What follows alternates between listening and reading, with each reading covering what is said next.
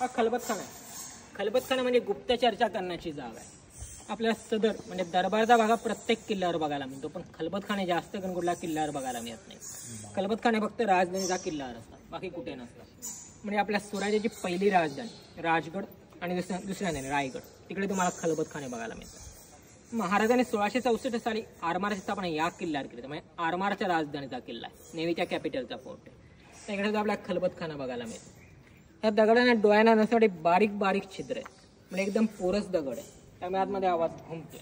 बाहेर लाकडी दरवाजा असायचा आहे, बाहेर 2 पहारेकरी उभे केले जाणार आहेत आणि मग आतमध्ये चर्चा चालू असायची. चर्चा चालू असताना जवळपास कोणाला फिरकू द्यायची नाहीये.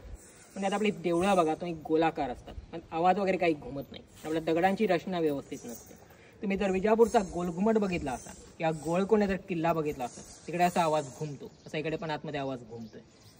पण काही लाईट नाही आहे, माईक सिस्टीम नाही, हळूदात बोललेलं क्लिअर ऐकू केलं पाहिजे, हा उद्देश. म्हणजे महाराजांना त्याही कळलं की आपला समुद्रावर जागता पारा हवा. आणि कुठे आपला नेवल बेस हवे महाराजांना सुचलं, त्यांना मुघलांना सुचलं ना इंग्रजांना सुचलं. आणि त्याच्याकडे आरमार, त्याचा समुद्र असं असणार आहे. काही महाराजांनी त्याही सुद्धा असं आरमार निर्माण केलं. काही मराठी आरमाराचं जनक या फादर ऑफ इंडियन नेव्ही असं शिवाजी महाराजांना म्हटलं जातं. आणि कान्होजी आंग्र्यांना सरकेल हा किताब या किल्ल्यावर दिला आहे. म्हणजे आपण सरनोबत म्हणतो की हा सरलष्कर म्हणतो, तसा आरमारातला सर्वोच्च किताब होता सरकेल. राजाराम महाराजांनी त्यांना 1698 साली सरकेल हा किताब दिला आणि मग त्याच्याकडे पूर्ण कोकण प्रांत देऊन टाकलाय. आणि कान्होजी आंग्र्यांचा समुद्र एवढा वचक होता की त्यांना जमिनीवरची मगर आणि पाण्यातला शार्क अशी इंग्रजांनी उपमा दिली.